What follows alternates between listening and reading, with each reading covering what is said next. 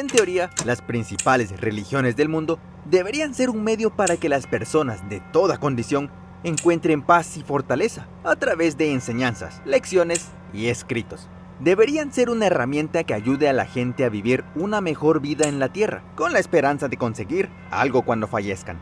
Pero todo eso es teoría, porque, en realidad, algunas de las mayores religiones de la tierra han sido corrompidas por unas cuantas personas ávidas de poder, que buscan acumular enormes cantidades de riqueza que nunca podrían llegar a gastar.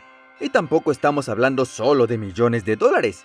Dirigir una religión mundial es una forma perfecta de ganar miles y miles de millones cada año.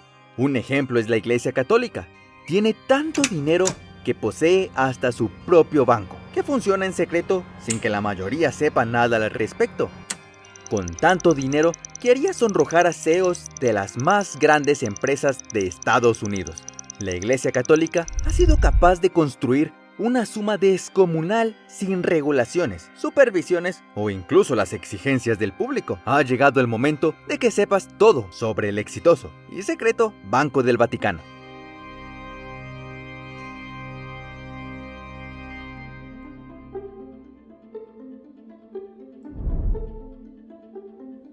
It's difficult to believe, but St. Peter's Square, that's usually jam-packed, is completely deserted.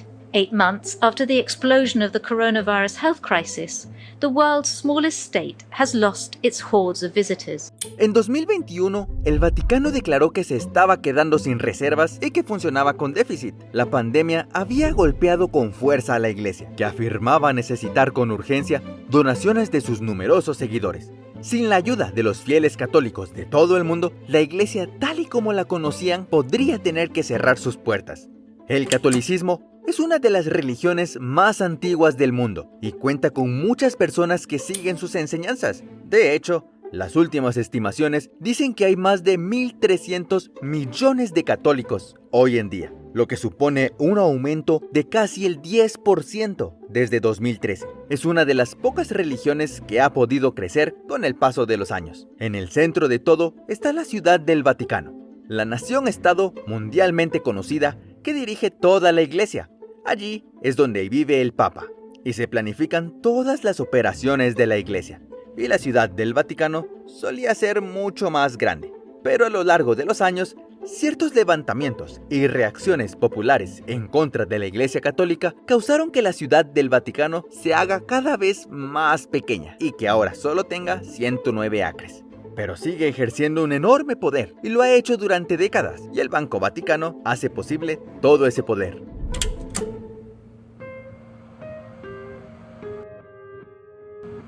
Su nombre oficial es Instituto para las Obras de Religión, o IOR, pero nosotros lo llamaremos como hacen los demás, el Banco Católico o Vaticano. Resguardado con secretos, el banco fue creado en 1942 y casi enseguida se metió en asuntos turbios, pero por la forma en que fue fundado y los extremos a los que llega la iglesia, todo ello se oculta al mundo.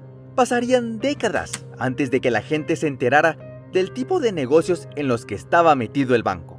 La iglesia dice que la principal y única función del banco es velar por la custodia y administración de los bienes muebles e inmuebles que le transfieran o confíen personas naturales o jurídicas y que estén destinados a obras de religión o caridad. En otras palabras, todo el dinero donado a la iglesia va hacia el banco, que luego gasta sumas ingentes para mantener en funcionamiento las operaciones del catolicismo en todo el mundo. Y en verdad, hay mucho por hacer. La iglesia necesita gastar mucho dinero. De eso no hay duda. Desde la construcción de nuevas iglesias hasta el pago de nóminas y muchas cosas más, la iglesia gasta mucho dinero cada año. Así que el banco sí sirve para algo, pero también puede esconderse del mundo de formas que los demás bancos no pueden. La religión puede ser engañosa y los gobiernos de todo el mundo suelen permitirles salirse con la suya. En muchos países no tienen que pagar impuestos.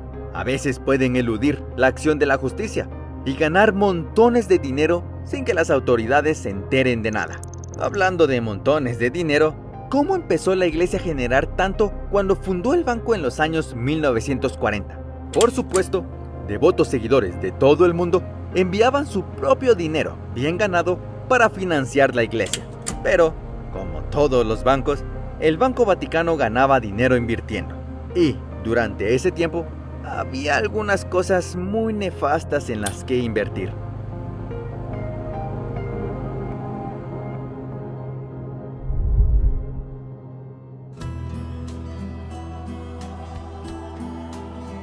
La década de 1940 fue una época llena de luchas y conflictos mundiales. Obviamente, la Segunda Guerra Mundial fue un acontecimiento internacional que sacudió por completo a todos los países, y la iglesia estuvo involucrada en la guerra. Sin embargo, se involucró de la manera equivocada. El Vaticano aprovechaba cualquier oportunidad que había en esa época. Eso significa que estaban dispuestos a invertir en casi cualquier tipo de negocio, sin importar su lealtad. Entonces, sí, el Banco Católico hizo dinero gracias a los nazis durante la década de 1940.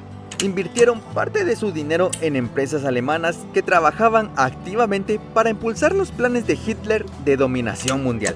La iglesia sabía que se estaban involucrando financieramente con los nazis, pero tenía demasiado miedo como para hacer algo al respecto.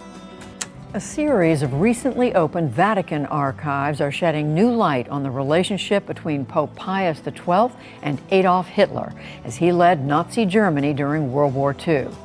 Judy, in 2020, the Vatican released millions of documents on Pope Pius XII that were previously hidden from public view. These include transcripts of negotiations between the Pope and Nazis. The fact is, Pius XII was afraid, certainly in the first years of the war, that the Nazis were going to win. And so he felt he had to plan for a Europe that was going to be under Nazi control with their pal Mussolini helping out. Así que lo mantuvo en secreto. ¿De qué tenían miedo? De mucho. Temían que los nazis incluyeran a la Iglesia Católica en su larguísima lista de enemigos. Y algunos incluso temían que Hitler urdiera un complot para secuestrar al Papa y traerlo prisionero a Alemania. Así que el banco lo mantuvo en secreto, pero siguió ganando mucho dinero gracias a los nazis.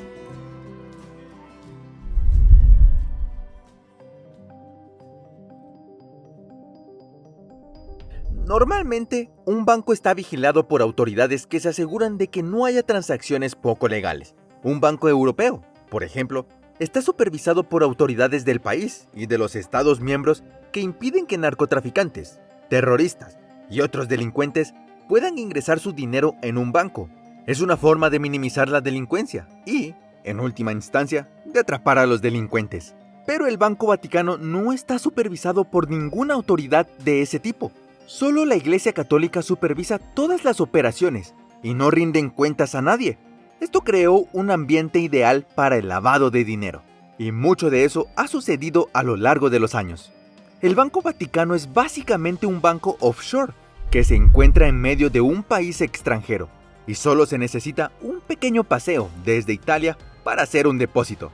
Si alguien, cualquiera en realidad, quisiera ingresar dinero en el banco, solo tendría que encontrar a un sacerdote o clérigo que pudiera coger una maleta llena de dinero, cruzar la calle, entrar en la ciudad del Vaticano y luego ingresar ese dinero en el banco. Eso es todo. Eso es todo lo que se necesita.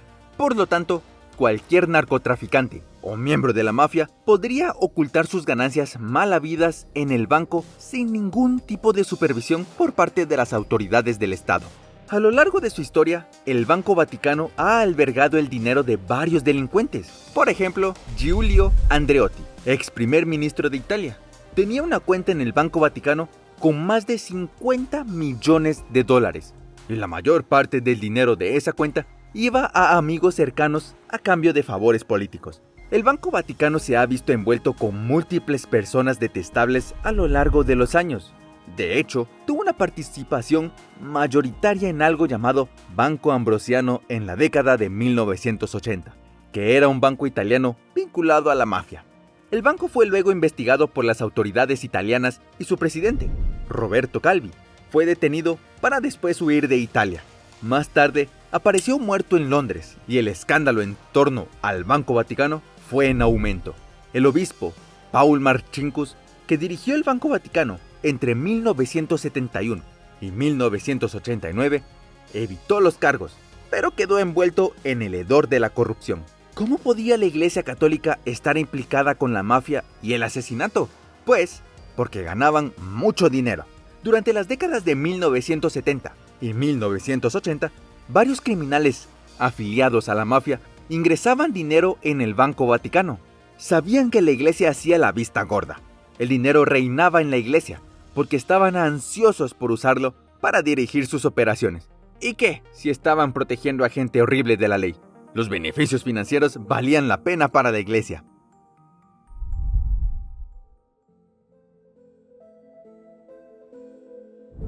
A lo largo de los años se han prometido reformas, pero todas se han detenido sospechosamente, por una razón u otra. Igual que con muchos otros escándalos, la iglesia ha podido eludir el escrutinio público y esconder las cosas bajo la alfombra. El banco es tan poderoso y tiene tanto dinero fluyendo a través de él que incluso el Papa tiene poco poder para cambiar las cosas. De hecho, cuando el Papa Juan Pablo I murió en 1978, hubo quien sugirió que lo habían matado por su deseo de limpiar el banco.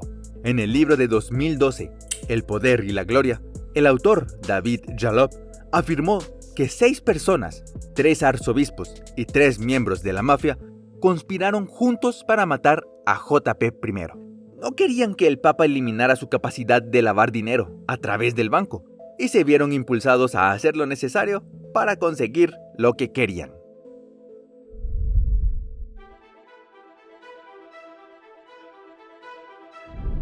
El Papa actual, Francisco, es el que más ha hablado de limpiar la corrupción dentro de la iglesia y también en el banco. Por lo tanto, no es de extrañar que en los últimos años se hayan iniciado algunos cambios importantes en el Banco Vaticano. En 2021, un exalto cargo del banco y su abogado fueron condenados por malversación y lavado de dinero a través de turbios negocios inmobiliarios a principios de los 2000.